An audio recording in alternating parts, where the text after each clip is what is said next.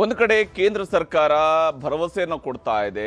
ಜನರಿಗೆ ಯಾವುದೇ ರೀತಿಯಂತ ತೊಂದರೆ ಆಗುವಂಥದಕ್ಕೆ ಅವಕಾಶಗಳೇ ಇಲ್ಲ. ಜನ ತೊಂದರೆಯನ್ನು ಅನುಭವಿಸಬೇಕಾದಂಥ ಪರಿಸ್ಥಿತಿ ಬರುವುದಿಲ್ಲ. ತೊಂದರೆ ಆಗದಂಗೆ ನೋಡ್ಕೊಳ್ತೀವಿ. ಗ್ಯಾಸ್ ನಮ್ಮಲ್ಲಿ ಇದೆ, ಬೇಕಷ್ಟು ಸಪ್ಲೈ ಕೂಡ ಮಾಡಿಸೋದಕ್ಕೆ ಸಾಧ್ಯ ಆಗುತ್ತೆ ಅನ್ನುವಂಥ ವಿಷಯವನ್ನು ಅವರು ಹೇಳ್ತಾ ಇದ್ದಾರೆ, ವಿವರಿಸ್ತಾ ಇದ್ದಾರೆ. ಎಲ್ಲವೂ ಹೌದು. ಆದರೆ ಮತ್ತೊಂದು ಕಡೆಯಲ್ಲಿ ಗ್ಯಾಸ್ಗಾಗಿರುವಂತಹ ಭಯವೂ ಕೂಡ ಜನರಲ್ಲಿ ಮನೆ ಮಾಡಿದೆ. ಇದಕ್ಕೆ ಕಾರಣ ಹೋಟೆಲ್ಗಳಿಗೆ ಸಪ್ಲೈ ಆಗದೇ ಇರತಕ್ಕಂತಹ ಗ್ಯಾಸ್ ಸಿಲಿಂಡರ್ಗಳ ಬಗ್ಗೆ ಈಗಾಗಲೇ ಹೋಟೆಲ್ಗಳವರು ಬಾಗಿಲು ಹಾಕ್ತಾ ಇರುವಂಥದ್ದನ್ನು ನಾವು ನೋಡ್ತಾ ಇದ್ವಿ. ಮೆನುಗಳಲ್ಲಿ ಆಗ್ತಾ ಇರುವಂಥ ಬದಲಾವಣೆ ಬಗ್ಗೆ ನೋಡ್ತಾ ಇದ್ವಿ. ಪ್ರತಿಷ್ಠಿತ ಹೋಟೆಲ್ಗಳು ಕೂಡ ನಾವು ದೋಸೆಯನ್ನು ಇಷ್ಟೇ ಅವಧಿಯವರೆಗೆ ಕೊಡ್ತೀವಿ, ನಾವು ದೋಸೆ ಕೊಡೋದಿಲ್ಲ, ಪಾಯಸ ಇರೋದಿಲ್ಲ, ಈ ರೀತಿಯಾದಂತಹ ಅಂಶಗಳನ್ನು ಹೇಳ್ತಾ ಇದ್ದಾರೆ. ಅಂದರೆ ಸ್ಪೆಷಲ್ ಐಟಮ್ಸ್ಗಳು ಅನ್ನುವಂಥದ್ದು ಏನು ಹೋಟೆಲ್ಗಳು ತಮ್ಮ ಮೆನು ಕಾರ್ಡ್ನಲ್ಲಿ ಮೊದಲ ಭಾಗದಲ್ಲಿ ತೋರಿಸ್ತಾ ಇದ್ರು ಅಥವಾ ವಿಶೇಷವಾಗಿ ತೋರಿಸ್ತಾ ಇದ್ರು, ಆ ವಿಶೇಷವಾಗಿರ್ತಕ್ಕಂತಹ ಖಾದ್ಯಗಳಿಗೇನೆ ಈಗ ಹೊಡೆತ ಬಿದ್ದಿದೆ. ಗಲ್ಫ್ ರಾಷ್ಟ್ರಗಳಲ್ಲಿ ಯುದ್ಧ ನಡೀತಾ ಇದೆ. ಪರಿಣಾಮ ಭಾರತದಲ್ಲೂ ಕೂಡ ಆಗ್ತಾ ಇದೆ. ಇದು ಇಡೀ ವಿಶ್ವಕ್ಕೆ ಕಾಡ್ತಾ ಇರುವಂತಹ ಸಮಸ್ಯೆ. ಭಾರತಕ್ಕೂ ಕೂಡ ಈ ಸಮಸ್ಯೆ ಕಾಡೋದಿಕ್ಕೆ ಶುರು. ಗಲ್ಫ್ ರಾಷ್ಟ್ರಗಳಲ್ಲಿ ನಡೀತಾ ಇರುವಂತಹ ಯುದ್ಧದ ಬಿಸಿ ಅದು ಭಾರತಕ್ಕೂ ಕೂಡ ಈಗ ತಡ್ತಾ ಇದೆ. ಯಾಕಂದರೆ ಕರ್ನಾಟಕದಲ್ಲಿ ಗ್ಯಾಸ್ ಎಮರ್ಜೆನ್ಸಿ ಶುರುವಾಗಿದೆ. ಆತಂಕ ಮನೆ ಮಾಡಿದೆ. ಸಿಲಿಂಡರ್ಗಾಗಿ ಗ್ಯಾಸ್ ಏಜೆನ್ಸಿಗಳ ಮುಂದೆ ಜನ ಮುಗಿಬಿದ್ದು ಕ್ಯೂ ನಿಲ್ತಾ ಇದ್ದಾರೆ. ವಾಸ್ತವವಾಗಿ ಆ ರೀತಿಯಾದ ಪರಿಸ್ಥಿತಿ ಇಲ್ಲ. ಮನೆಗಳಿಗೆ ಸಪ್ಲೈ ಆಗ್ತಾ ಇರುವಂತಹ ಗ್ಯಾಸ್ನಲ್ಲಿ ಯಾವುದೇ ತೊಂದರೆ ಇಲ್ಲ. ಆದರೂ ಜನರಲ್ಲಿ ಆಲ್ರೆಡಿ ಪ್ಯಾನಿಕ್ ಕ್ರಿಯೇಟ್ ಆಗಿದೆ. ಆಲ್ರೆಡಿ ಜನ ಹೆದರ್ತಿದ್ದಾರೆ. ನಾಳೆ ದಿವಸ ಗ್ಯಾಸ್ ಸಿಗದಿದ್ರೆ ಏನಪ್ಪ ಮಾಡೋದು ಅನ್ನುವಂತಹ ಪ್ರಶ್ನೆ ದೊಡ್ಡದಾಗಿ ಕಾಡೋದಕ್ಕೆ ಶುರುವಾಗಿದೆ. ಯಾಕಂದರೆ ಗ್ಯಾಸ್ ಮೇಲಿನ ಅವಲಂಬನೆ ಇದ್ದೇ ಇದೆ. ಎಲ್ಲ ನಗರ ಪ್ರದೇಶಗಳಲ್ಲೂ ಕೂಡ ಗ್ಯಾಸ್ ಇಲ್ಲದೆ ಅಡುಗೆ ಇಲ್ಲ. ಗ್ಯಾಸ್ ಸಿಲಿಂಡರ್ ಇಲ್ಲ ಅಂತೇಳಿ ಆದರೆ ಹೋಟೆಲ್ಗೆ ಒಂದು ದಿವಸಕ್ಕೇನೋ ಹೋಟೆಲ್ಗೆ ಹೋಗಿ ಊಟ ಮಾಡ್ಕೊಂಡು ಬರೋಣ ಅಂತ ಹೇಳುವಂಥ ಯೋಚನೆ ಮಾಡುವಂಥವರು ಕೂಡ ಈಗ ಹೋಟೆಲ್ಗಳೇ ಬಂದಾಗ್ತಾ ಇದ್ದಾವಲ್ಲ ಗ್ಯಾಸ್ ಸಿಲಿಂಡರ್ ಇಲ್ಲದೆ. ಅಂಥದ್ದೊಂದು ಪರಿಸ್ಥಿತಿ ಬಹುಶಃ ಯಾವತ್ತೂ ಈ ರೀತಿಯಾದಂತಹ ಒಂದು ಸ್ಥಿತಿಯನ್ನು ಎದುರಿಸಿರಲಿಲ್ಲ. ಆದರೆ ಈ ಬಾರಿ ಗ್ಯಾಸ್ ಸಪ್ಲೈ ಆಗುತ್ತಾ ಆಗಲ್ವಾ, ಎಲ್ಲಿ ತನಕ ಆಗುತ್ತೆ, ಹೀಗಾಗುತ್ತೆ. ಬೆಂಗಳೂರಿಗೆ ಪ್ರತಿನಿತ್ಯ ಬೇಕಿರ್ತಕ್ಕಂತಹ ಏನು ವಾಣಿಜ್ಯ ಬಳಕೆಯ ಸಿಲಿಂಡರ್ಗಳ ಪ್ರಮಾಣ ಅರ್ಧಕ್ಕರ್ಧ ನಿಂತು ಹೋಗಿದೆ. ಅರ್ಧಕ್ಕರ್ಧ ಸಪ್ಲೈ ಆಗ್ತಾ ಇಲ್ಲ. ಹೋಟೆಲ್ಗಳವರು ಅನಿವಾರ್ಯವಾಗಿ ಸೌದೆ ಒಲೆಗಳ ಕಡೆಗೂ ಕೂಡ ಹೋಗ್ತಾ ಇದ್ದಾರೆ. ಇಂಥದ್ದೊಂದು ಸ್ಥಿತಿ ಬಹುಶಃ ಯಾವತ್ತೂ ಬಂದಿರಲಿಲ್ಲ ಅನ್ನುವಂತಹ ಪರಿಸ್ಥಿತಿಗೆ ಈಗ ಪರಿಸ್ಥಿತಿ ಸಾಗ್ತಾ ಇದೆ. ಹಿಂದೆ ಏನು ಲಾರಿಗಳವರು ಪ್ರೊಟೆಸ್ಟ್ ಮಾಡಿದಾಗ, ಲಾರಿಗಳ ಬಂದ್ ಮಾಡಿದಾಗ, ಅದು ಒಂದು ವಾರದವರೆಗಿನ ಬಂದ್, ಈ ರೀತಿಯಾದಂತಹ ಬಂದ್ಗಳಿಗೆ ಕರೆ ಕೊಟ್ಟಾಗ ಲಾರಿ ಮಾಲೀಕರುಗಳು ಆವಾಗ ಈ ರೀತಿಯಂಥ ಸಪ್ಲೈ ಚೈನ್ ಮೇಲೆ ಹೊಡೆತ ಬೀಳ್ತಾ ಇತ್ತು. ಆದರೆ ಇದು ಆ ರೀತಿಯಾದಂತಹ ತಾತ್ಕಾಲಿಕವಾದ ಸಪ್ಲೈ ಚೈನ್ ಮೇಲೆ ಬೀಳ್ತಾ ಇರುವಂಥ ಹೊಡೆತದ ರೀತಿಯಲ್ಲಿ ಕಾಣ್ತಾ ಇಲ್ಲ. ಬದಲಿಗೆ ಇಲ್ಲಿ ಗ್ಯಾಸ್ ಸಿಗುತ್ತಾ ಸಿಗಲ್ವಾ ಅನ್ನುವಂತಹ ಭಯವೇ ಹೆಚ್ಚು ಜನರನ್ನ ಆತಂಕಕ್ಕೆ ಈಡು ಮಾಡಿದೆ. ಗಲ್ಫ್ ಯುದ್ಧದಿಂದಾಗಿ ದೇಶದಲ್ಲಿ ಗ್ಯಾಸ್ ಎಮರ್ಜೆನ್ಸಿ ಈಗ ಶುರುವಾಗಿರುವಂಥದ್ದು. ಯಾಕಂದರೆ ಇರಾನ್ ಮೇಲೆ ಮುಗಿಬಿದ್ದಿದ್ದಾವೆ ಅಮೆರಿಕ ಮತ್ತು ಇಸ್ರೇಲ್. ಇರಾನ್ ಏನು ಸರೆಂಡರ್ ಆಗ್ತಾ ಇಲ್ಲ. ಏನು ಮಿತ್ರ ದೇಶಗಳು ಅಂದ್ಕೊಂಡಿದ್ವು ಇರಾನ್ನ ಬಹಳ ಬೇಗನೆ ಈ ಯುದ್ಧದಲ್ಲಿ ಸೋಲಿಸ್ಬೋದು ಅಂತ ಹೇಳುವಂಥದ್ದು, ಅದು ಆಗ್ತಾ ಇಲ್ಲ. ಆ ಪರಿಸ್ಥಿತಿ ಕಾಣ್ತಾ ಇಲ್ಲ. ಬದಲಿಗೆ ಇರಾನ್ ಕೂಡ ಅತಿ ದೊಡ್ಡ ಪ್ರತೀಕಾರದ ದಾಳಿಗಳನ್ನು ನಡೆಸ್ತಾ ಇದೆ. ಅಷ್ಟೇ ಅಲ್ಲದೆ ಇರಾನ್ನ ಸರ್ವೋಚ್ಚ ನಾಯಕ ಕೂಡ, ಹೊಸದಾಗಿ ಆಯ್ಕೆ ಆಗಿರುವಂಥ ಸರ್ವೋಚ್ಚ ನಾಯಕ ಕೂಡ ಹೇಳ್ತಾ ಇರುವಂಥದ್ದು ಈ ಯುದ್ಧ ಮುಂದುವರಿಯುತ್ತೆ ಅಂತ ಹೇಳಿ. $200 ಪರ್ ಡಾಲರ್ವರೆಗೂ ಕೂಡ ಹೋಗ್ಬೋದು ಅನ್ನೋಂಥದ್ರ ಬಗ್ಗೆ ಹೇಳ್ತಾ ಇದ್ದಾರೆ. ಈ ರೀತಿಯಾದಂಥ ಆತಂಕವನ್ನು ಹುಟ್ಟಿಸುವಂಥ ಹೇಳಿಕೆಗಳು ಕೂಡ ದೇಶದಲ್ಲಿ ಈ ರೀತಿಯ ಗ್ಯಾಸ್ ಎಮರ್ಜೆನ್ಸಿಗೆ ಕಾರಣ ಆಗ್ತಾ ಇದೆ. ದೇಶಾದ್ಯಂತ ಗ್ಯಾಸ್ ಸಿಲಿಂಡರ್ಗಾಗಿ ಜನ ಮುಗಿಬಿದ್ದಿದ್ದಾರೆ. ಇಲ್ಲಿ ಗ್ಯಾಸ್ ಸಿಲಿಂಡರ್ ಸಿಗ್ತಾ ಇಲ್ಲ ಅನ್ನುವಂಥದ್ದೇ ಆತಂಕಕ್ಕೆ ಬಹಳ ಮುಖ್ಯವಾಗಿರುವಂತಹ ಕಾರಣ. ಕಾಶ್ಮೀರದಿಂದ ಕನ್ಯಾಕುಮಾರಿವರೆಗೂ ಗ್ಯಾಸ್ಗಾಗಿ ಕ್ಯೂ ನಿಂತಿರುವಂತಹ ದೃಶ್ಯ ಬೇರೆ ಬೇರೆ ಭಾಗಗಳಲ್ಲಿ ಗೋಚರಿಸ್ತಾ ಇದೆ. ಇದರ ನಡುವೆ ಕಾಳಸಂತೆಯಲ್ಲೂ ಕೂಡ ಗ್ಯಾಸ್ ಮಾರಾಟ ಆಗ್ತಾ ಇದೆ. ಅಂದರೆ ಇದರ ಅರ್ಥ ಇಷ್ಟೇನೆ, ಗ್ಯಾಸ್ಗೆ ಸಮಸ್ಯೆ ಇಲ್ಲ, ಸಮಸ್ಯೆಯನ್ನು ಕ್ರಿಯೇಟ್ ಮಾಡಲಾಗ್ತಾ ಇದೆ. ಮನೆ ಕೆಲಸಗಳನ್ನು ಬಿಟ್ಟು ಏಜೆನ್ಸಿಗಳ ಮುಂದೆ ಜನ ಕ್ಯೂ ನಿಂತಿರುವಂತಹ ಪರಿಸ್ಥಿತಿ ಹಲವು ಕಡೆಗಳಲ್ಲಿ ಶುರುವಾಗಿದೆ. ಸರತಿ ಸಾಲಿನಲ್ಲಿ ಮಹಿಳೆಯರು ನಿಂತಿದ್ದಾರೆ, ಮಕ್ಕಳು ನಿಂತಿದ್ದಾರೆ, ವೃದ್ಧರು ನಿಂತಿದ್ದಾರೆ. ಆ ಮೂಲಕ ಗ್ಯಾಸ್ ಸಿಲಿಂಡರ್ನ ಗ್ಯಾಸ್ ಬುಕಿಂಗ್ ಮಾಡಿಸೋದಿಕ್ಕೆ ಯಾಕಂದರೆ ಎಲ್ಲವೂ ಕೂಡ ಆನ್ಲೈನ್ ಸಿಸ್ಟಮ್ ಇದೆ, ಕ್ಯೂ ನಿಲ್ಬೇಕಾದ ಅವಶ್ಯಕತೆಗಳಿಲ್ಲ, ಆನ್ಲೈನ್ ಸಿಸ್ಟಮ್ ಇದೆ.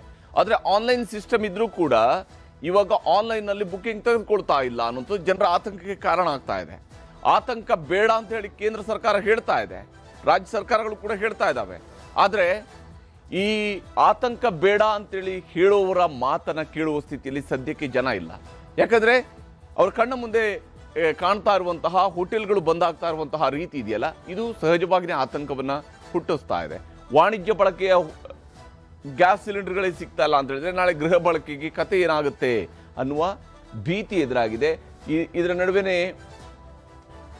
ಇದರ ನಡುವೆನೇ ಬಹಳ ಮುಖ್ಯವಾಗಿ ಗ್ಯಾಸ್ ಸಪ್ಲೈ ಚೈನ್ ಬಗ್ಗೆಯೂ ಕೂಡ ಇರುವಂತಹ ಅನೇಕ ಅನುಮಾನಗಳು ಇಲ್ಲಿ ಕಾರಣ ಆಗಿರುವಂಥದ್ದು.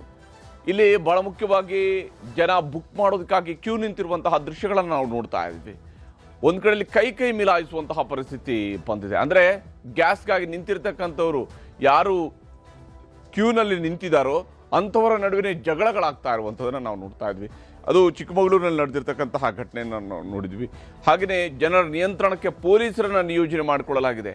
ಕೆಲವು ಏಜೆನ್ಸಿಗಳ ಮುಂದೆ ಚಿಕ್ಕನಾಯಕನಹಳ್ಳಿಲಿ, ತುಮಕೂರಿನ ಚಿಕ್ಕನಾಯಕನಹಳ್ಳಿಲಿ ಪೊಲೀಸರನ್ನು ನಿಯೋಜನೆ ಮಾಡ್ಕೊಂಡಿದ್ದಾರೆ ಜನರನ್ನು ನಿಯಂತ್ರಣ ಮಾಡಬೇಕು ಅಂತ ಹೇಳಿ. ಇನ್ನು ಬಿಸಿಲಿನಲ್ಲೂ ಕೂಡ ಗ್ಯಾಸ್ಗಾಗಿ ಕ್ಯೂ ನಿಂತಿರ್ತಕ್ಕಂತಹ ದೃಶ್ಯವನ್ನು ನಾವು ಇಲ್ಲಿ ನೋಡ್ತಾ ಇದ್ವಿ.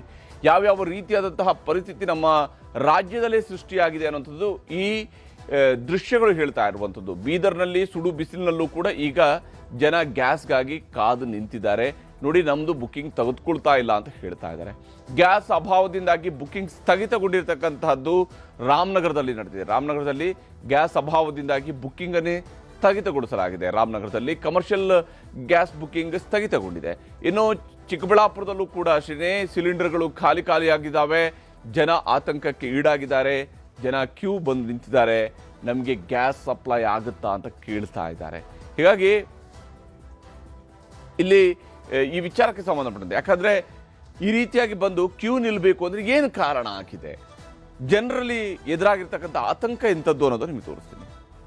5 ದಿವಸ ಇರಬೇಕು ಅಂತ ನಾವೀಗ ಒಲೆ ಹಚ್ಚಕ್ಕೆ ಗ್ಯಾಸ್ ಇಲ್ಲ, ನಾವೇನ್ ಮಾಡ್ಬೇಕು? ಊಟ ಮಾಡೋದ ಉಪವಾಸ ಇರೋದ, ಅದೇ ಅವ್ರೆ ಇರೋದೆಲ್ಲ ಇದಾಗಿರಲ್ಲ. ಒಂದು ವಾರದಿಂದ ಬುಕ್ ಮಾಡ್ಲಿಕ್ಕೆ ಟ್ರೈ ಮಾಡ್ತಿದ್ವಿ, ಯಾವುದು ಬುಕ್ಕಿಂಗು ತಗೊಂತಿಲ್ಲ. ಅಂದ್ರೆ ಇವ್ರು ಮೊಬೈಲ್ ಬುಕ್ ಮಾಡ್ಲಿಕ್ಕೆ ಅಂತ ನಮಗೆ ಆಪ್ಷನ್ ಕೊಟ್ಟಿದ್ದಾರೆ. ಕಾಲ್ ಮಾಡಿದ್ರೆ ಕಾಲ್ ಯಾವುದು ಕರೆಕ್ಟಾಗಿ ಕನೆಕ್ಟ್ ಆಗಲ್ಲ, ಅದು ಕನೆಕ್ಟ್ ಆದ್ರೂ ಕೂಡ ಬುಕ್ ಆಗಿರೋದು ಯಾವುದು ಬರಲ್ಲ. ಅದಾದ್ಮೇಲೆ ಇಲ್ಲಿ ಆಲ್ರೆಡಿ ಬುಕ್ ಆಗಿರೋರು ಬಂದರೂ ಕೂಡ ಅವ್ರಿಗೆ OTP ಜನರೇಟ್ ಆಗ್ತಿಲ್ಲ, ಸಿಲಿಂಡರ್ ಕೊಡ್ತಾ ಇಲ್ಲ. ಈಗ ಎಲ್ಲ ನಾವು ಜನಗಳು ನೋಡಿರೋ ಪ್ರಕಾರ ಗೋಡನ್ನಲ್ಲಿ ಸ್ಟಾಕ್ ಇದೆ. ನಾವು ಈವನ್ ಸರ್ವರ್ ಇಶ್ಯೂ ಇದ್ರೆ ನೀವು ಮ್ಯಾನ್ಯುಯಲ್ ಆಗಿ ಎಂಟ್ರಿ ಮಾಡ್ಕೊಂಡು ನಮಗೆ ಅಟ್ಲೀಸ್ಟ್ ಸರ್ವಿಸ್ ಕೊಡಿ, ನೀವು ಆಮೇಲೆ ಅದನ್ನ ಸಿಸ್ಟಮಿಗೆ ಆಡ್ ಮಾಡಿ ಅಂತ ಹೇಳಿದ್ರು ಕೂಡ ಅದಕ್ಕೂ ಹೋಗ್ತಾ ಇಲ್ಲ. ಸರ್, ಡೊಮೆಸ್ಟಿಕ್ ಸಿಲಿಂಡರ್ ಅಲ್ಲಿ ಏನು ವ್ಯತ್ಯಯ ಆಗಿಲ್ಲ. ಏನ್ ಸಿಲಿಂಡರ್ ಬರ್ತಾ ಇದೆ ರೆಗ್ಯುಲರ್ ಆಗಿ ಬರ್ತಾ ಇದೆ. ಬುಕಿಂಗ್ ಮಾತ್ರ ಸ್ವಲ್ಪ ಜಾಸ್ತಿ ಆಗಿದೆ. ಈಗ ಜನರಲ್ಲಿ ಸ್ವಲ್ಪ ಗಾಬರಿ ಜಾಸ್ತಿ ಆಗಿ ಪ್ಯಾನಿಕ್ ಬುಕಿಂಗ್ ಜಾಸ್ತಿ ಆಗಿದೆ. ಅಷ್ಟು ಬಿಟ್ರೆ ರೆಗ್ಯುಲರ್ ಆಗಿ ಡೊಮೆಸ್ಟಿಕ್ ಸಪ್ಲೈ ಅಲ್ಲಿ ಯಾವುದೇ ರೀತಿಯ ವ್ಯತ್ಯಯ ಆಗಿಲ್ಲ. ರೆಗ್ಯುಲರ್ ಆಗಿ ಏನ್ ಬರ್ತಾ ಇದೆ ಸಪ್ಲೈ ಕೊಡ್ತಾ ಇದೆ. ಸರ್, ಯುದ್ಧದ ಹಿಂದೆ ಮೊದಲು ಇದು ನಮಗೆ ಲೋಡ್ ಏನ್ ಬುಕ್ ಇದು ಮಾಡಿರ್ತಾರೆ, ಇವತ್ತು ಬುಕ್ ಮಾಡಿದ್ದು ಇವತ್ತೇ ಕೊಡ್ತಾ ಇದ್ದು, ಆ ಲೆಕ್ಕದಲ್ಲಿ ಇತ್ತು. ಇವಾಗ ಬುಕ್ ಮಾಡಿದ್ರೆ 5 ದಿಂದ 6 ದಿವಸ ಆಯ್ತೈತೆ. ಇವಾಗ ಇನ್ನ ಮುಂದೆ ಇನ್ನ ಲೇಟ್ ಆಗ್ಬೋದು. ಆಮೇಲೆ ಬುಕ್ಕಿಂಗ್ ಯಾವುದು ತಗೋತಾ ಇಲ್ಲ. ಮೈಸೂರಿಂದ ನಮಗೆ ಸರಬರಾಜು ಆಯ್ತಾ ಇದ್ದಿತ್ತು. ಈಗ ಮೈಸೂರಲ್ಲೇ ಅವರೇ ಹೇಳ್ತಾರೆ ಕಮರ್ಷಿಯಲ್ ಲೋಡ್ನ ಕಳಿಸ್ಬೇಡಿ, ಕಳಿಸಿದ್ರೆ ನಮಗೆ ಲೋಡ್ ಕೊಡಕ್ ಆಗಲ್ಲ, ಡೊಮೆಸ್ಟಿಕ್ ಕೊಡಕ್ ಆಯ್ತಾ ಇಲ್ಲ, ಮನೆ ಸಿಲಿಂಡರ್ನೇ ನಾವು ಕೊಡಕ್ ಆಯ್ತಾ ಇಲ್ಲ, ಕಳಿಸ್ಬೇಡಿ ಅಂತ. ಈಗ ಒಂದ್ 3-4 ದಿನದಿಂದ ಈಚೆಗೆ ನಮ್ಗೆ ಇಂಡಿಯನ್ ಆಯಿಲ್ ಪ್ಲಾಂಟ್ ಕಡೆಯಿಂದನೇ ಕಮರ್ಷಿಯಲ್ ಸಿಲಿಂಡರ್ ಸಪ್ಲೈ ಸಂಪೂರ್ಣ ಸ್ಥಗಿತ ಆಗೈತೆ. ಸೊ ಹಂಗಾಗಿ ನಾವ್ ಇರೋ ಸಿಲಿಂಡರ್ನ ಎಷ್ಟಿತ್ತೋ ನಮ್ಮಲ್ಲಿ ಏನ್ ಸ್ಟಾಕ್ ಇತ್ತೋ ಅದನ್ನೆಲ್ಲ ಹಂಚಿಕೆ ಮಾಡ್ಬಿಟ್ಟು ಮಾಮೂಲಿ ಡೊಮೆಸ್ಟಿಕ್ ಮನೆ ಸಿಲಿಂಡರ್ನ ಆನ್ ಟೈಮ್ ಲೋಡ್ ಬರ್ತಿದೆ, ಅದನ್ನ ನಾವು ಸಪ್ಲೈ ಮಾಡ್ತಾ ಇದ್ವಿ. ನಮ್ಗೆ ಪ್ಲಾಂಟ್ ಕಡೆಯಿಂದ ಬರ್ತಾನೆ ಇಲ್ಲ ಸರ್. ಪೂರೈಕೆ ಇಲ್ಲ ಅಂದ್ರೆ ಹೆಂಗ್ ಸಪ್ಲೈ ಮಾಡೋದು ಸರ್? ಮುಂಚೆ LPG ನಲ್ಲಿ ಯಾವತ್ತೂ ಈ ತರ ಸಮಸ್ಯೆ ಆಗಿರ್ಲಿಲ್ಲ. ಇಷ್ಟು ವರ್ಷದಲ್ಲಿ LPG ಸಮಸ್ಯೆ ವಾಣಿಜ್ಯ ಸಿಲಿಂಡರ್ದು ಇದೇ ಮೊದಲ ಬಾರಿಗೆ ಈ ತರ ಆಗಿದೆ. ಹೀಗೆ ಇಲ್ಲಿ ಸಮಸ್ಯೆ ಹೀಗಿದೆ ಅನ್ನೋದನ್ನ ಗ್ಯಾಸ್ ಏಜೆನ್ಸಿಗಳವರು ಕೂಡ ಹೇಳ್ತಾ ಇದ್ದಾರೆ. ಅಂದ್ರೆ ಡೊಮೆಸ್ಟಿಕ್ಗೆ ಮನೆಗಳಿಗೆ ಬರಬೇಕಾಗಿರ್ತಕ್ಕಂತಹ ಗ್ಯಾಸ್ ಇರುತ್ತಲ್ಲ, ಅದರಲ್ಲಿ ಯಾವುದೇ ರೀತಿಯಾದಂಥ ತೊಂದರೆ ಆಗೋದಿಲ್ಲ, ನಿಮಗೆ ಸಪ್ಲೈ ಆಗುತ್ತೆ. ಆದರೆ ಕಮರ್ಷಿಯಲ್ ವಾಣಿಜ್ಯ ಬಳಕೆಯ ಸಿಲಿಂಡರ್ಗಳಿಗೆ ಮಾತ್ರ ಈಗ ಸಪ್ಲೈ ಆಗ್ತಾ ಇಲ್ಲ ಅನ್ನೋದನ್ನು ಅವರು ಹೇಳ್ತಾ ಇದ್ದಾರೆ. ಇಲ್ಲಿ ಹೋಟೆಲ್ಗಳಿಗೂ ಕೂಡ ಗ್ಯಾಸ್ ಟ್ರಬಲ್ ಶುರುವಾಗಿದೆ. ಹೋಟೆಲ್ಗಳಿಗೆ LPG ಸಿಲಿಂಡರ್ ಸಿಗದೆ ಮೆನುವನ್ನು ಕಡಿತ ಮಾಡುವಂತಹ ಪರಿಸ್ಥಿತಿ ನಿರ್ಮಾಣ ಆಗಿದೆ. ಮೆನುವನ್ನು ಕಡಿತ ಮಾಡ್ತಾ ಇದ್ದಾರೆ. ಇದು ಮೊದಲ ಹಂತದಲ್ಲಿ ಅವರು ಮಾಡಬಹುದಾಗಿರ್ತಕ್ಕಂಥ ಉಪಕ್ರಮಗಳಷ್ಟೇ. ಇದೇನೆಂದರೆ ಈಗ ಕಾಸ್ಟ್ ಕಟ್ಟಿಂಗ್ ಅಂತ ಹೇಳ್ಕೊಂಡು ಯಾವ್ಯಾವುದನ್ನು ಮೊದಲ ಹಂತದಲ್ಲಿ ನಿಲ್ಲಿಸ್ಬೋದು, ತುಂಬ ಇಂಪಾರ್ಟೆಂಟ್ ಅಲ್ಲದನ್ನು ಯಾವುದನ್ನು ನಿಲ್ಲಿಸ್ಬೋದು ಅಂತ ಇರುತ್ತಲ್ಲ, ಅದೇ ಸ್ವರೂಪದ ಕಾಸ್ಟ್ ಕಟ್ಟಿಂಗ್ ರೀತಿಯಲ್ಲಿ ಇವಾಗ ಹೋಟೆಲ್ಗಳವರು ಏನು ಮಾಡ್ತಿದ್ದಾರೆ, ಬೋಂಡಾ, ಬಜ್ಜಿ, ದೋಸೆ ಐಟಮ್ಗಳಿಗೆ ನಿಧಾನಕ್ಕೆ ಬ್ರೇಕ್ ಹಾಕಿ ಒಂದು ದಿವಸ ಬರಬಹುದಾಗಿರ್ತಕ್ಕಂಥ ಗ್ಯಾಸನ್ನು 1.5 ದಿವಸ 2.5 ದಿವಸ ಬಳಕೆಗೆ ಯೋಚನೆಯನ್ನು ಮಾಡ್ತಾ ಇದ್ದಾರೆ. ಬೋಂಡಾ ಬಜ್ಜಿ ದೋಸೆಗಳನ್ನು ನಿಲ್ಲಿಸ್ತಾ ಇದ್ದಾರೆ. ಸೌದೆ ಒಲೆ ಅಡುಗೆ, ತೆಂಗಿನ ಚಿಪ್ಪು, ಅಡಿಕೆ ಹುಟ್ಟು, ಈ ರೀತಿಯಾಗಿ ಅದು ಎಲ್ಲ ಹೋಟೆಲ್ಗಳವರೆಗೆ ಈ ರೀತಿಯಾಗಿ ಮಾಡೋಕ್ಕಾಗುತ್ತೆ ಅಂತೇಳಿ ಅಲ್ಲ. ಯಾವ ಹೋಟೆಲ್ಗಳಲ್ಲಿ ಈ ರೀತಿಯಾಗಿ ಸೌದೆ ಒಲೆ ಅಡುಗೆಯನ್ನು ಮಾಡೋದಕ್ಕೆ ಅವಕಾಶಗಳಿರ್ತಾವೆ ಅಂಥ ಕಡೆಯಲ್ಲಿ ಮಾತ್ರ ಮಾಡೋಕ್ಕಾಗುತ್ತೆ.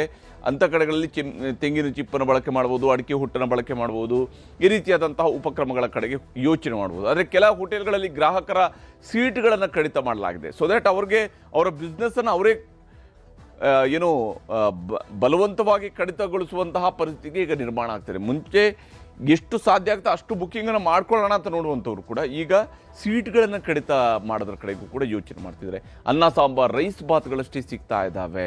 ಯಾಕಂದರೆ ಸುಲಭವಾಗಿ ಸರ್ವ್ ಮಾಡಬಹುದಾಗಿರ್ತಕ್ಕಂಥ ಐಟಮ್ಗಳ ಕಡೆಗೆ ಮಾತ್ರ ಈಗಿನ ಪರಿಸ್ಥಿತಿ ಸ್ವಲ್ಪ ದಿವಸ ಇದು ಸ್ಮೂತ್ ಆಗಲಿ, ನಿಭಾಯಿಸೋಣ ಅನ್ನುವಂಥ ಮನಸ್ಥಿತಿಗೆ ಹೋಟೆಲ್ ಮಾಲೀಕರು ಕೂಡ ಬಂದಂಗೆ ಕಾಣ್ತಾ ಇದೆ. ಉಡುಪಿಯಲ್ಲಿ ಗೇರು ಬೀಜದ ಸಿಪ್ಪೆಯನ್ನು ಬಳಸಿ ಅಡುಗೆ ಮಾಡುವಂಥದ್ದು ಕೂಡ ಕೆಲವು ಹೋಟೆಲ್ಗಳಲ್ಲಿ ಕಂಡು ಬಂದಿದೆ. ಅಂದರೆ ಹೇಗಾದರೂ ಹೋಟೆಲನ್ನು ನಡೆಸ್ಕೊಂಡು ಹೋಗಬೇಕಲ್ವ, ಆ ಕಾರಣಕ್ಕಾಗಿ ಅವರು ಈ ರೀತಿಯಂಥ ಯೋಚನೆಯನ್ನು ಮಾಡ್ತಾ ಇದ್ದಾರೆ. ಮೈಸೂರಿನಲ್ಲಿ ನಾನ್ ವೆಜ್ ಹೋಟೆಲ್ಗಳ ಬಂದ್ ಪ್ರಕ್ರಿಯೆ ಈಗ ಶುರುವಾಗಿದೆ. ಕೆಲ ಹೋಟೆಲ್ಗಳು ಬಂದ್ ಆಗೋದಕ್ಕೆ ಶುರುವಾಗಿದೆ. ಅಂದರೆ ಕಡಿಮೆ ಲಿಮಿಟೆಡ್ ಗ್ಯಾಸ್ ಏನು ಕನೆಕ್ಷನ್ಸ್ ಇರುತ್ತಲ್ಲ, ಅವರು ಮೊದಲ ಹಂತದಲ್ಲಿ ಇವಾಗ ಸ್ಟಾಪ್ ಮಾಡಲೇಬೇಕಾದ ಪರಿಸ್ಥಿತಿ ನಿರ್ಮಾಣ ಆಗ್ತದೆ.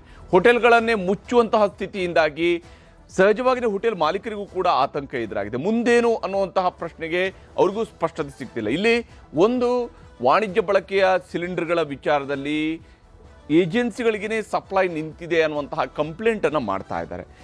ಇದು ಪರಿಸ್ಥಿತಿಯನ್ನು ಆತಂಕಕ್ಕೆ ತಳ್ಳಿರುವಂಥದ್ದು. ಎಸ್ಮಾ ಕಾಯ್ದೆ ಅಡಿಗೆ ಹೋಟೆಲ್ಗಳನ್ನು ಕೂಡ ಸೇರಿಸಬೇಕು. ಆ ಮೂಲಕ ಇದು ಅತ್ಯಂತ ಅವಶ್ಯಕವಾಗಿರ್ತಕ್ಕಂತಹ ಸೇವೆ, ಇದನ್ನು ಒದಗಿಸಿಕೊಡಲೇಬೇಕು. ಯಾವುದೇ ಕಾರಣಕ್ಕೂ ಕೂಡ ಗ್ಯಾಸ್ ಸಪ್ಲೈ ನಿಲ್ಲಬಾರದು ಅನ್ನುವಂತಹ ಕಾರಣಕ್ಕಾಗಿ ಎಸ್ಮಾ ಕಾಯ್ದೆ ಅಡಿಯಲ್ಲಿ ಹೋಟೆಲ್ ಸೇರಿಸುವಂತೆ ಕೂಗು ಕೂಡ ಕೇಳಿ ಬಂದಿದೆ. ಈ ವಿಚಾರದಲ್ಲಿ ಹೋಟೆಲ್ ಮಾಲೀಕರು ಅವರು ಎದುರಿಸ್ತಾ ಇರುವಂತಹ ಸಮಸ್ಯೆಗಳ ಬಗ್ಗೆ ಅವರು ಏನು ಹೇಳ್ತಿದ್ದಾರೆ ಅನ್ನೋದು ನಿಮಗೆ ತೋರಿಸ್ತೀನಿ. ಗ್ಯಾಸ್ ಒಂದು ಆಲ್ಟರ್ನೇಟಿವ್ ಅಷ್ಟೇ, ಒಂದು 20% ಇದು.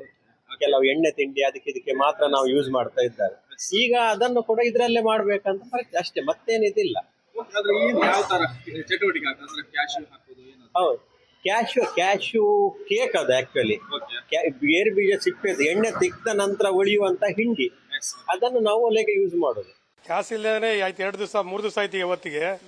ಇವತ್ತು ಇಲ್ಲ, ಸಿಲಿಂಡರ್ ಇಲ್ಲ. ಅವ್ರಿಗೆ ನಿನ್ನೆ ತರ್ತೀನಂದಿರು, ತರಲಿಲ್ಲ. ನಾವೇನ್ ಮಾಡೋದು, ಮೊದಲು ಒಟ್ಟಿನಲ್ಲಿ ಯೂಸ್ ಮಾಡ್ತಾ ಇದ್ವಿ.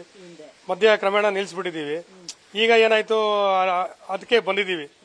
ಅದರಲ್ಲೂ ಕೆಲಸ ಮಾಡೋರಿಲ್ಲ, ಮಾಡೋಕ್ಕಾಗಲ್ಲ. ಬೇಕಂದ್ರೆ ಏನಿಲ್ಲ, ಬೇರೆ ಎಣ್ಣೆ ಐಟಮ್ ಎಲ್ಲ ಮಾಡೋಕ್ಕಾಗಲ್ಲ. ಮಾಮೂಲಿ ಬಾತು ಗೀತು ಸಾಂಬಾರ್ ಗಿಂಬಾರೆಲ್ಲ ಮಾಡ್ಕೋಬಹುದು. ಅದನ್ನೇ ಸದ್ಯ ಮಟ್ಟಿಗೆ ಮಾಡ್ಕೊಂಡಿದೀವಿ ಅಷ್ಟೇ. ಸರ್, ಈಗಾಗಲೇ 4 ದಿವಸದಿಂದನೂ ಗ್ಯಾಸ್ ಪೂರೈಕೆಯಲ್ಲಿ ವ್ಯತ್ಯಯ ಆಗೋಗಿದೆ ನಮ್ಗೆ ಆಲ್ರೆಡಿ. ಈಗ 4 ಸಿಲಿಂಡರ್ 5 ಸಿಲಿಂಡರ್ ಕೊಡ್ತಾ ಇದ್ದೀವಿ ಅಂತ ಅಂದವರು ಈಗ 2 ಕೊಡ್ತಾ ಇದ್ರು. ಈಗ ಇವತ್ತಿಂದ ಏನೋ 1 ಮಾತ್ರ ಕೊಡ್ತೀವಿ, ಅದನ್ನು ಒಂದು 2-3 ದಿವಸ ಸ್ಟಾಕ್ ಇರೋ ತನಕ ಕೊಡ್ತೀವಿ. ನಮ್ಮ ಗ್ಯಾಸ್ ಗೋಡನ್ಗೆ ಲಾರಿಗಳು ಕಳಿಸಿದ್ವಿ, ಅಲ್ಲಿಂದ ಪ್ಯಾಕಿಂಗ್ ಆಗಿ ಬಂದಿಲ್ಲ, ಬಂದ ನಂತರ ಕೊಡ್ತೀವಿ ಅಂತ ಇದ್ದಾರೆ. ಹಂಗಾಗಿ ಗ್ಯಾಸ್ ಸಮಸ್ಯೆ ದಿನೇ ದಿನೇ ಹೆಚ್ಚಾಗ್ತಾ ಇರೋದ್ರಿಂದ ನಮಗೆಲ್ಲೋ ಒಂದು ಕಡೆ ಕ್ಲೋಸ್ ಮಾಡುವಂಥ ಆತಂಕ ಸೃಷ್ಟಿಯಾಗಿದೆ. ಈಗ ಸ್ಟಾಕ್ ಇಲ್ಲ ಅಂತಾರೆ ಅವರು, ಏನು ಕೇಳಿದ್ರೆ ಸ್ಟಾಕ್ ಇಲ್ಲ ಅಂತಾರೆ. ಮತ್ತು ಈಗ ಸ್ಟಾಕ್ ಇಲ್ಲ ಅಂದ್ರೆ ನಾವು ಅಡುಗೆ ಮಾಡೋದು ಭಾಳ ಸಮಸ್ಯೆ ಆಗೈತಿ. ಈಗ ನಮ್ಮದು ದಿನಚರಿ ಭಾಳ ವ್ಯತ್ಯಾಸ ಆಗಿದೆ. ನಮ್ಮ ದಿನಚರಿ ಡೈಲಿ ಈಗ ನೋಡಿರಿ, ನಮ್ಮ ಹಿಂದೆ ಕಾರ್ಮಿಕರು ಅದಾರ. ಈಗ ನಾವು ಅಡುಗೆ ಮಾಡೋದು ಐಟಮ್ ಭಾಳ ಕಮ್ಮಿ ಆಗೈತಿ. ಈಗ ನಾವು ಆಮ್ಲೆಟ್ ಮತ್ತು ಬಾಡಿಗೆ ಕೊಡಬೇಕು, ಬಾಡಿಗೆ ಕಟ್ಟಬೇಕು. ಇದರಿಂದ ದೊಡ್ಡ ಸಮಸ್ಯೆ ಆಗೈತಿ. ನಾವು ಏನು ಮಾಡ್ಬೇಕು ಅನ್ನೋದು ನಮ್ಗೆ ದಿಕ್ತಿಳಿಲ್ಲ. ಈ ಥರ ಆದಂದ್ರೆ ನಾಳೆ ನಮ್ಮ ಅಂಗಡಿ ಬಂದಾಗೋ ಸಮಸ್ಯೆ ಅದಾವ. ಇರೋ ಪ್ರಕಾರ ಕ್ರೂಡ್ ಆಯಿಲ್ ಬರ್ತಾ ಇಲ್ಲ, ನಮ್ಗೆ ಸಪ್ಲೈ ಸಿಗ್ತಾ ಇಲ್ಲ. ಅದಕ್ಕೆ ಯಾವ ಗೌರ್ಮೆಂಟನ್ನು ನಾವು ದೂಷಣೆ ಮಾಡ್ತಾ ಇಲ್ಲ. ಮಿನಿಮಮ್ ಆದರೆ ಎಸೆನ್ಷಿಯಲ್ ಸರ್ವಿಸಲ್ಲಿ ಹೋಟೆಲ್ನ ಆ್ಯಡ್ ಮಾಡಿ, ಯಾಕೆ ಪಬ್ಲಿಕ್ ಸರ್ವಿಸ್ ಕೊಡೋ ಸೆಕ್ಟರ್ ಇದೆ ಇದು, ಆ್ಯಡ್ ಮಾಡೋಕ್ಕಾಗಿಲ್ಲ ಅಂದರೆ ನಮ್ಮ ಹತ್ರ ಏನು ಮಾಡೋಕ್ಕಾಗಲ್ಲ. ನಾವು ನಾಳೆಯಿಂದ ಪ್ರತಿದಿನ ನಮಗೊಂದು 5 ಸಿಲಿಂಡರ್ ಕನ್ಸಂಪ್ಷನ್ ಇದೆ. 5ರಲ್ಲಿ ಇವಾಗ 1 ಬರ್ತಾ ಇಲ್ಲ.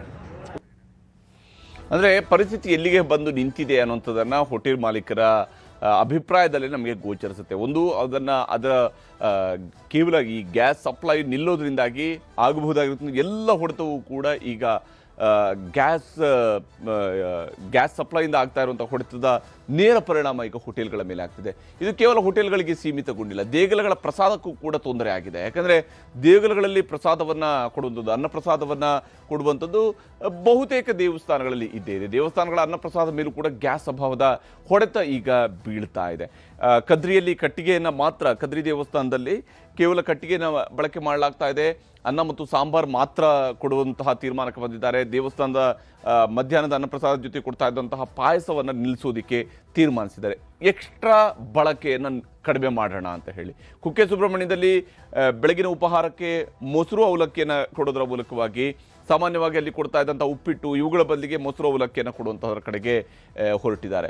ಕಟೀಲು ದುರ್ಗಾಪರಮೇಶ್ವರಿ ಕ್ಷೇತ್ರದಲ್ಲಿ ವಿಶೇಷ ಖಾದ್ಯಗಳಿಗೆ ಬ್ರೇಕ್ ಹಾಕುವಂತಹ ತೀರ್ಮಾನಕ್ಕೆ ಅಲ್ಲಿಯ ದೇವಸ್ಥಾನದ ಆಡಳಿತ ಮಂಡಳಿ ಬಂದಿದೆ. ವಿಶೇಷ ಖಾದ್ಯಗಳಿಗೆ ಅವರು ಬ್ರೇಕ್ ಹಾಕಿದ್ದಾರೆ. ಧರ್ಮಸ್ಥಳದಲ್ಲಿ ಬಾಯ್ಲರ್ಗಳನ್ನು ಬಳಸ್ತಾ ಇದ್ದಾರೆ. ಹಾಗಾಗಿ ಆಧುನಿಕ ಟೆಕ್ನಾಲಜಿನ ಅವರು ಬಳಕೆ ಮಾಡ್ಕೊಳ್ತಾ ಇರೋ ಕಾರಣದಿಂದಾಗಿ ಅಲ್ಲಿ ಯಾವುದೇ ರೀತಿಯಂತಹ ಸಮಸ್ಯೆ ಎದುರಾಗಿಲ್ಲ. ಗ್ಯಾಸ್ ಬೇಕೇ ಬೇಕು ಅನ್ನೋಂತಹ ಪರಿಸ್ಥಿತಿ ಇಲ್ಲ. ಹೀಗಾಗಿ ಅಲ್ಲಿ ಬಾಯ್ಲರ್ ಬಳಸ್ತಾ ಇರುವಂತಹ ಕಾರಣಕ್ಕಾಗಿ ಸಮಸ್ಯೆ ಇಲ್ಲ ಅನ್ನುವಂಥದ್ದು ಧರ್ಮಸ್ಥಳದಿಂದ ಸಿಗ್ತಿರುವಂತಹ ಮಾಹಿತಿ. ಇನ್ನು ಉಡುಪಿಯ ಶ್ರೀಕೃಷ್ಣ ಮಠದಲ್ಲಿ ಗೋಬರ್ ಗ್ಯಾಸ್ನ ಬಳಕೆಯನ್ನು ಮಾಡ್ತಾರೆ ಅವರು. ಹಾಗಾಗಿ ಅಲ್ಲೂ ಕೂಡ ಸಮಸ್ಯೆ ಇಲ್ಲ. ಗೋಬರ್ ಗ್ಯಾಸ್ ಬಳಕೆ ಆಗ್ತಾ ಇರೋದ್ರಿಂದಾಗಿ ಅವ್ರಿಗೂ ಕೂಡ ಶ್ರೀಕೃಷ್ಣ ಮಠದಲ್ಲಿ ಏನು ಅನ್ನಪ್ರಸಾದವನ್ನು ವಿತರಣೆ ಮಾಡೋದಕ್ಕೆ ಯಾವುದೇ ರೀತಿಯಂಥ ತೊಂದರೆ ಇಲ್ಲ. ಕೊಲ್ಲೂರಿನಲ್ಲಿ ಕಟ್ಟಿಗೆಯನ್ನು ಬಳಸಿ ಅನ್ನಪ್ರಸಾದಕ್ಕೆ ವ್ಯವಸ್ಥೆಯನ್ನು ಮಾಡಿಕೊಳ್ಳಲಾಗಿದೆ.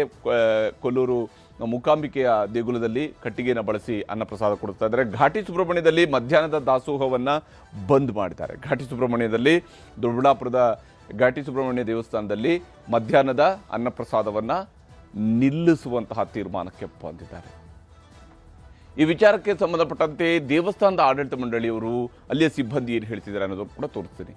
ಕದ್ರಿ ಕ್ಷೇತ್ರದಲ್ಲೂ ಕೂಡ ನಮ್ಗೆ ಗ್ಯಾಸಿನ ವ್ಯವಸ್ಥೆಗೆ ತುಂಬ ಕೊರತೆ ಆಗಿದೆ. ಆದರೆ ವ್ಯತ್ಯಾಸ ಆಗಿದೆ. ಆದರೆ ನಮ್ಮ ಅನ್ನದಾನದ ಇದರಲ್ಲಿ ಯಾವುದೇ ಒಂದು ಲೋಪ ಆಗಬಾರ್ದಂಥ ದೃಷ್ಟಿಯಲ್ಲಿ ನಾವು ಕಟ್ಟಿಗೆಗೆ ಮೊರೆ ಹೋಗುವಂಥ ಪರಿಸ್ಥಿತಿ ಇವತ್ತು ಬಂದಿದೆ.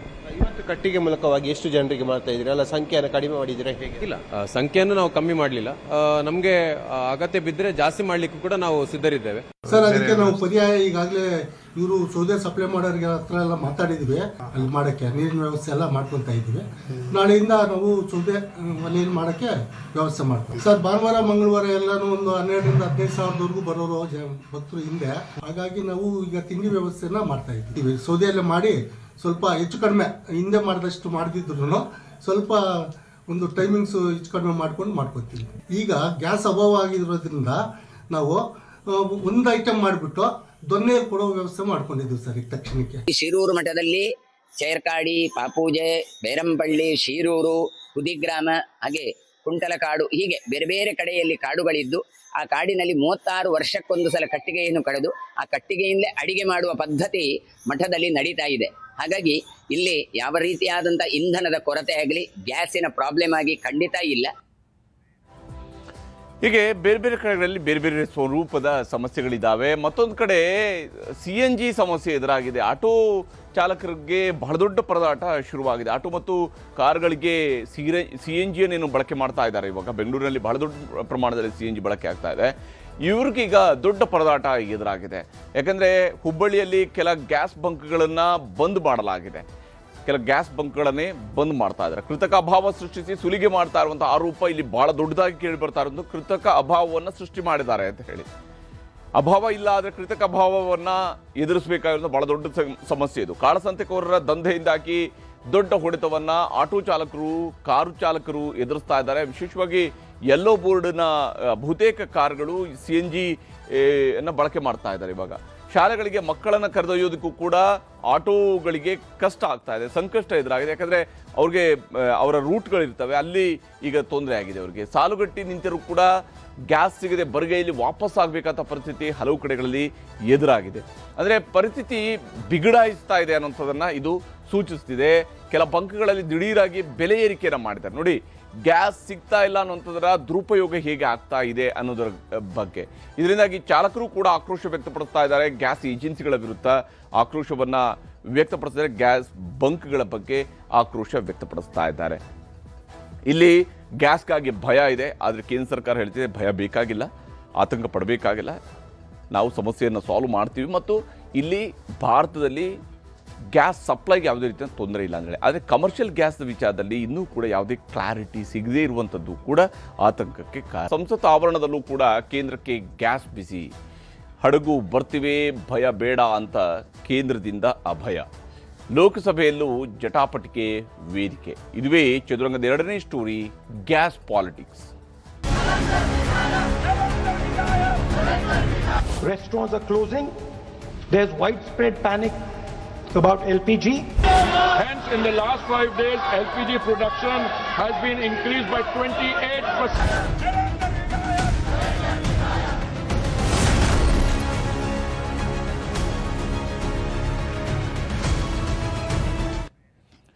ಎಸ್, ಇದು ಗ್ಯಾಸ್ ಯಾವಾಗ ಕೊರತೆ ಎದುರಾಯಿತು, ಗ್ಯಾಸ್ ಎಮರ್ಜೆನ್ಸಿ ಸೃಷ್ಟಿ ಆಯಿತು, ಸಹಜವಾಗಿಯೇ ಪ್ರತಿಪಕ್ಷಗಳು ಇದನ್ನು ದೊಡ್ಡ ಅಸ್ತ್ರವಾಗಿ ಈಗ ಕೇಂದ್ರ ಸರ್ಕಾರದ ವಿರುದ್ಧ ಪ್ರಯೋಗಿಸ್ತಾ ಇದ್ದಾವೆ. ಗ್ಯಾಸ್ ಎಮರ್ಜೆನ್ಸಿ ವಿರುದ್ಧ ಕಾಂಗ್ರೆಸ್ನಿಂದ ಪ್ರತಿಭಟನೆ ಶುರುವಾಗಿದೆ. ಇವತ್ತು ಪ್ರತಿಭಟನೆಯನ್ನ ಕಾಂಗ್ರೆಸ್ದವರು ದೇಶದ ಬೇರೆ ಬೇರೆ ಕಡೆಗಳಲ್ಲೂ ಕೂಡ ಮಾಡಿದ್ದಾರೆ. ವಿಶೇಷವಾಗಿ ಸಂಸತ್ ಆವರಣದಲ್ಲಿ ರಾಹುಲ್ ಗಾಂಧಿ ನೇತೃತ್ವದಲ್ಲಿ ಹೋರಾಟವನ್ನ ನಡೆಸಲಾಗಿದೆ. ಲೋಕಸಭೆಯ ಒಳಗೂ ಕೂಡ ಇದೇ ವಿಚಾರವನ್ನು ಪ್ರಸ್ತಾಪಿಸಿ ಸರ್ಕಾರಕ್ಕೆ ಬಿಸಿ ಮುಟ್ಟಿಸುವಂತಹ ಪ್ರಯತ್ನವನ್ನ ಪ್ರತಿಪಕ್ಷದವರು ಮಾಡಿದ್ದಾರೆ. ರಾಹುಲ್ ಗಾಂಧಿ ಕೂಡ ಈಗಾಗಲೇ ಸದನದ ಒಳಗೂ ಕೂಡ ಮಾತನಾಡಿದ್ದಾರೆ. ಗ್ಯಾಸ್ ಸಿಗದೆ ಜನರಲ್ಲಿ ಆತಂಕ ಸೃಷ್ಟಿಯಾಗಿದೆ, ಭಯ ಸೃಷ್ಟಿಯಾಗಿದೆ ಅನ್ನುವಂತಹ ವಿಷಯವನ್ನು ಹೇಳಿದ್ದಾರೆ. ಆದರೆ ಕೇಂದ್ರ ಸರ್ಕಾರವು ಕೂಡ ಸ್ಪಷ್ಟನೆಯನ್ನು ಕೊಟ್ಟಿದೆ. ನಾವು LPG ಪ್ರೊಡಕ್ಷನನ್ನು ಜಾಸ್ತಿ ಮಾಡಿಸ್ತಾ ಇದ್ದೀವಿ ಅನ್ನುವಂಥದ್ದನ್ನು ಕೇಂದ್ರ ಸರ್ಕಾರ ಹೇಳ್ತಾ ಇದೆ. ಆದರೆ ಪ್ರಶ್ನೆ ಇರುವಂಥದ್ದು, ವಾಣಿಜ್ಯ ಬಳಕೆಯಲ್ಲಿ ಯಾಕೆ ಇನ್ನೂ ಕೂಡ ಗ್ಯಾಸ್ ಸಪ್ಲೈ ಸರಿ ಆಗ್ತಾ ಇಲ್ಲ ಅನ್ನುವಂತಹ ಪ್ರಶ್ನೆಗೂ ಕೂಡ ಉತ್ತರ ಸಿಗಬೇಕಾಗಿದೆ. ಕೇಂದ್ರಕ್ಕೆ ಗ್ಯಾಸ್ ಬಿಸಿಯನ್ನು ಮುಟ್ಟಿಸುವಂತಹ ಕೆಲಸವನ್ನು ಇವತ್ತು ಮಾಡಿದರು. ಬಹಳ ಮುಖ್ಯವಾಗಿ ಗ್ಯಾಸ್ಗೆ ಸಂಬಂಧಪಟ್ಟಂತೆ ಗ್ಯಾಸ್ ಪಾಲಿಟಿಕ್ಸ್ ಏನು ಶುರುವಾಗಿದೆ. ಈ ಸಂದರ್ಭದಲ್ಲಿನೇ ಕೇಂದ್ರ ಸರ್ಕಾರದ ವಿರುದ್ಧ ಹೋರಾಟವನ್ನು ಇವತ್ತು ಕೈಗೆತ್ತಿಕೊಂಡಿದ್ದಾವೆ ಪ್ರತಿಪಕ್ಷಗಳು. ಪ್ರತಿಪಕ್ಷ ನಾಯಕ ರಾಹುಲ್ ಗಾಂಧಿ ಹಾಗೂ AICC ಅಧ್ಯಕ್ಷ ಮಲ್ಲಿಕಾರ್ಜುನ ಖರ್ಗೆ ಅವರ ನೇತೃತ್ವದಲ್ಲಿ ಇವತ್ತು ಸಂಸತ್ ಆವರಣದಲ್ಲಿ ಪ್ರತಿಭಟನೆಯನ್ನು ನಡೆಸಿದ್ದಾರೆ. ವಿಶೇಷವಾಗಿ ಕೇಂದ್ರ ಸರ್ಕಾರ ಸಿಲಿಂಡರ್ಗಳನ್ನು ಒದಗಿಸೋದಕ್ಕೆ ಸಾಧ್ಯ ಆಗ್ತಾ ಇಲ್ಲ ಮತ್ತು ಸಿಲಿಂಡರ್ಗಳ ಬೆಲೆ ಏರಿಕೆಯನ್ನು ಮಾಡಿರುವಂಥದ್ದು ಬಹಳ ಮುಖ್ಯವಾಗಿ ಅವರು ಪ್ರಸ್ತಾಪಿಸ್ತಾ ಇರುವಂಥದ್ದು. ಸಡನ್ ಆಗಿ ಬೆಲೆ ಏರಿಕೆಯನ್ನು ಮತ್ತೆ ಮಾಡಿದ್ದೀರಿ, ಗೃಹ ಬಳಕೆ ಮತ್ತು ವಾಣಿಜ್ಯ ಬಳಕೆ ಎರಡರಲ್ಲೂ ಕೂಡ ಬೆಲೆ ಏರಿಕೆಯನ್ನು ಮಾಡಿರ್ತಕ್ಕಂತಹ ವಿಚಾರವನ್ನು ಕೂಡ ಇಲ್ಲಿ ಮುಂದಿಟ್ಟುಕೊಂಡು ಪ್ರತಿಪಕ್ಷಗಳು ಹೋರಾಟವನ್ನು ಶುರು ಮಾಡಿದ್ದಾವೆ. ಇಲ್ಲಿ ಗ್ಯಾಸ್ ರೇಟ್ ಜಾಸ್ತಿ ಮಾಡಿರುವಂಥ ವಿಚಾರ, ಒಂದು ಕಡೆ ಗ್ಯಾಸ್ ರೇಟ್ ಜಾಸ್ತಿ ಆಯಿತು, ಮತ್ತೊಂದು ಕಡೆಯಲ್ಲಿ ಗ್ಯಾಸ್ ಸಪ್ಲೈ ಆಗ್ತಾ ಇಲ್ಲ. ಇದು ಕೂಡ ಬಹಳ ಮುಖ್ಯವಾಗಿರ್ತಕ್ಕಂಥ ವಿಚಾರ. ಲೋಕಸಭೆಯಲ್ಲಿ ರಾಹುಲ್ ಗಾಂಧಿ ಅವರು ಇದರ ಬಗ್ಗೆ ಮಾತನಾಡಿದ್ದಾರೆ, ತೋರಿಸ್ತೀರಿ. A very large portion of our oil and natural gas comes through the Strait of Hormuz. The pain has just started. Restaurants are closing. There's widespread panic about LPG. Street vendors are affected. And as I said, this is only the beginning. But allowing the United States to decide who we buy oil from, who we buy gas from, whether we can buy oil from Russia or not, whether our relationship with different oil suppliers can be decided by us. This is what has been bartered. A very large portion of our...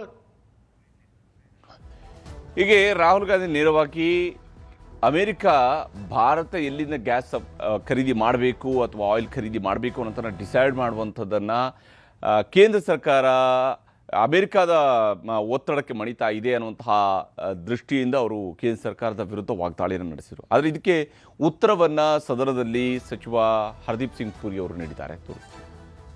Before the crisis, approximately 45% of India's crude imports transited through the Hormuz route.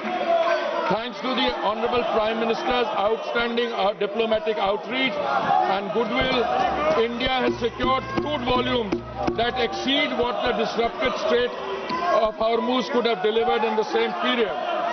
Non-Hormuz sourcing has risen to approximately 70% of crude imports, up from 55% before the conflict began. India sources crude from 40 countries as against 27 in 2006 and 7.